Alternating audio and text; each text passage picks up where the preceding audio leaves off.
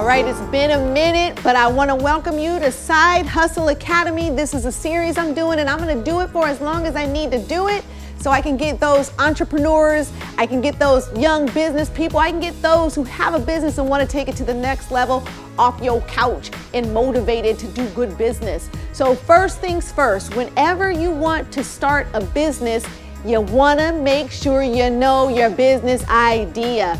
And one of the things that I do whenever I get a creative idea or a business idea, I write it down. This is my lab book.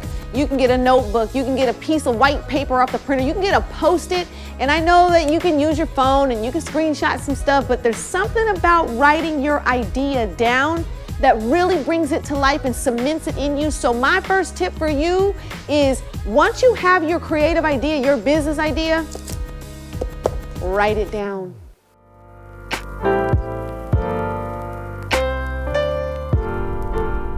All right, so again, here's another tip for you. When you're getting into your side hustle, you want to make sure that you're writing your business idea down. Now, before I told you could write it down on a piece of paper, notepad, I use my handy dandy lab book. This is where I bring all my things to life. When you're writing down your business idea, you want to add personality to it. You want to add detail. That's what I mean when I say personality. What is this business going to be for? Who's it going to serve? Where is it going to serve? How much is it going to cost? What does a monthly budget look like? What does a 3 to 5 year budget look like? You want to put as many notes as you can, document as much as you can so that you can bring your business idea to life. This is one of the key things that I have people start with. Why? Because it's important. You can have a great idea, but until you write out the details of that idea, it's going to be really hard to build a roadmap. So once you have your business idea, give it life and add detail on paper.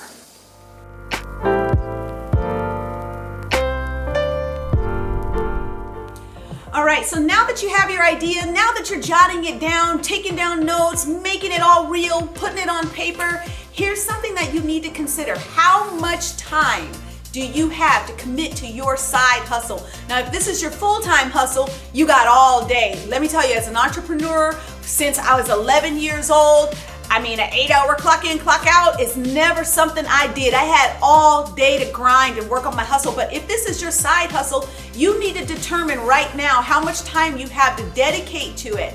Now, when I was working a full-time job, and I did do that a couple of years in my life, I had to work nights. So I had a lot of long days and a lot of long nights. And you want to determine right now what that work day looks like for you, especially as you're building your side hustle. So my tip for you today is how much time you got, how much time you want to spend, how fast you want to grow, how slow you want to go. That is determined by how much time you have to commit.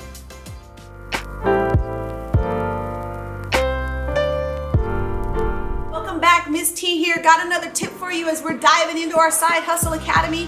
Now that you know your business idea, now that you've given it life by writing it down, now that you know how much time you have to commit to developing your business, now you need to determine what kind of help do you need. Now, every side hustle dictates a different set of personalities and expertises that have to lend to your side hustle. As you're jotting down what your business is and what you want it to do and all the details of your business, now you need to determine who's going to help you with this thing. Is this something you can do alone? Are you just making like floral arrangements? Or is this something you're going to need a team for? Are you building a new technology? Are you just doing something that's like never before been done? If that's the case, you want to make sure that you know what kind of help you need. Start reaching out to them now, but be careful how much information you share. Unless they're trusted people, don't be giving your recipe away. What kind of help do you need to grow your hustle?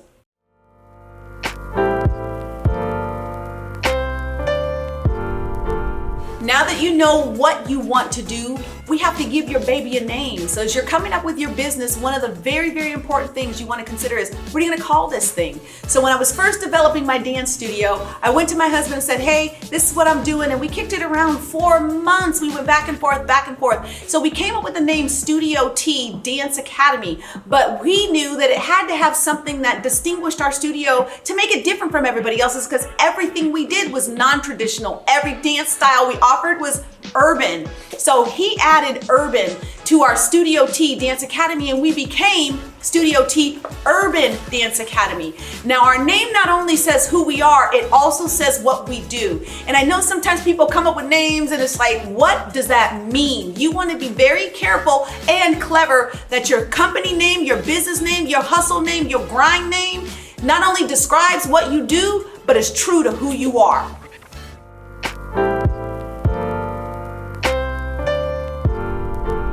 One of the first things I had to learn, I can't say that I already knew it, but I had to learn in entrepreneurship and business is forms. Forms are so important, and it's one of the last things that most people think about when they think, I'm gonna start my own business, I'm gonna do my own thing. Listen, you can start your business and do your own thing, but if you don't have the proper paperwork in order, it's gonna cause trouble for you down the line. So I'm gonna suggest that you start with two very key pieces of paperwork that you've gotta get to your city, your county, whoever registers these things. Your fictitious business name statement. That's what tells everybody you are who you are. And the second thing is your business license. You have to have a business license. That's how we're able to identify you as a legitimate business that's doing business in whatever city or county that you're in. So those two forms of paperwork are key. Get your fictitious business name in order and your business license paperwork filed today.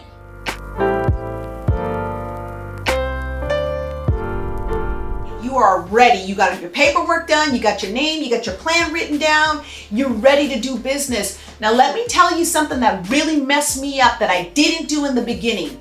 Contracts. If you are going to be working with customers and you're not doing something, let's say retail, but you're doing something that's service oriented for a customer, you want to have contracts. And even if you are doing retail and you're working with other vendors to get your product, you want to have a contract. And it doesn't even have to be something fancy. It just has to be something in writing, your written agreement that's signed by you and your customer, or you and your vendor, saying, we are in agreement, we will do this thing for this amount of money on this day at this time. Without a contract, is he said, she said, and let me tell you, that does not work. You're gonna lose some money and you're gonna have some really stressful moments if you don't get it written down, don't have a contract that is signed and dated between you, your client, your vendors. Contracts, key.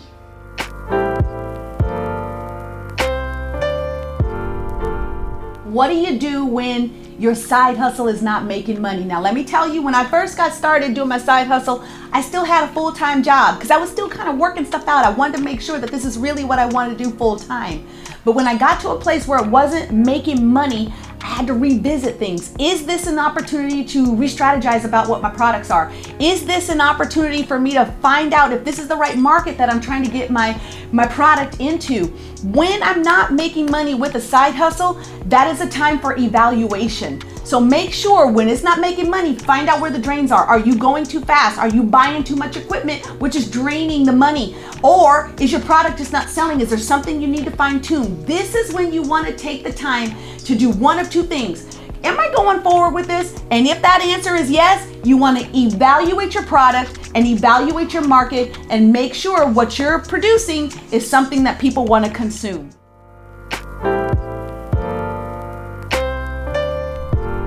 Here's some encouragement for you. I have been an entrepreneur for, many, many years. I'll say that, since I was 11 years old.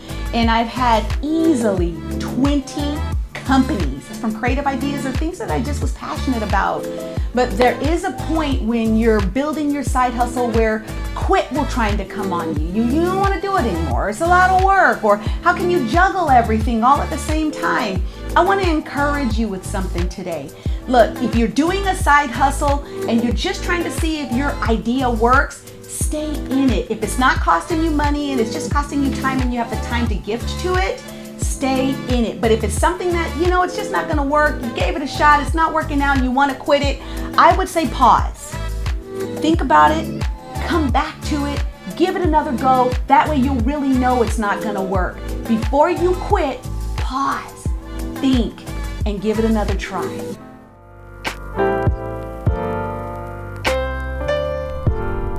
What do you do when you wanna quit your job and do your side hustle full time? One huge word of advice from me to you from experience: wait. you want to take a look at all your financials, not just for the business, but also your family, and not just for immediately, but what you want to do going forward. Think legacy, think beyond 5, 10 years from now. If you quit your company, your work, your regular day-to-day job, make sure that you can sustain your future goals for yourself and your family. It's okay to be all in for your side hustle, for your gig that you want as your full-time career, but make sure you're counting the cost and that you can, one, sustain your company financially and time-wise. 2, your family financially and time-wise. If quitting your job and doing your side hustle full-time means you're gonna lose time with your family and lose money, don't do it.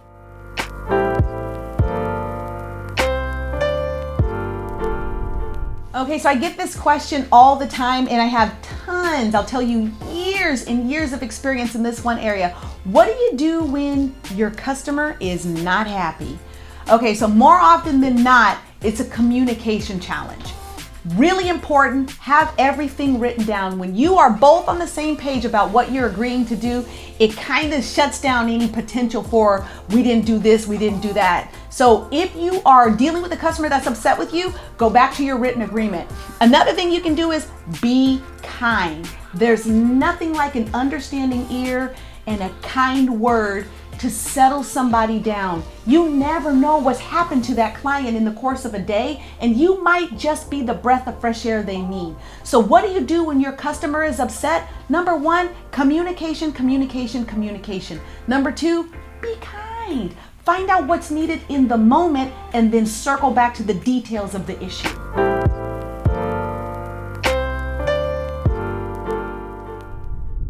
Your business is up, you making money, your product is flying off the shelf, or you like me, you teaching classes and everybody and their uncle trying to get in them. What do you do when your family wants the hookup? Look, you can give your family the hookup, but let me tell you about my people. When I'm doing my stuff, they want to be a part. So if you have family and friends that's looking for the discount, it's okay to do that. Be kind, be generous, but remember, you're setting a standard. And when you're running a business and you have different standards for different people, it makes it difficult to maintain excellence and consistency in how you operate your business. Coupons are great. Doing discounts and promotions are wonderful to get people in the door, but just remember, those are for a moment, not the life and for the proper building of your business. So if you have family and friends that's always trying to get the hookup, make sure you tell them this is for a moment, not for a lifetime, and if you enjoy the product, buy it.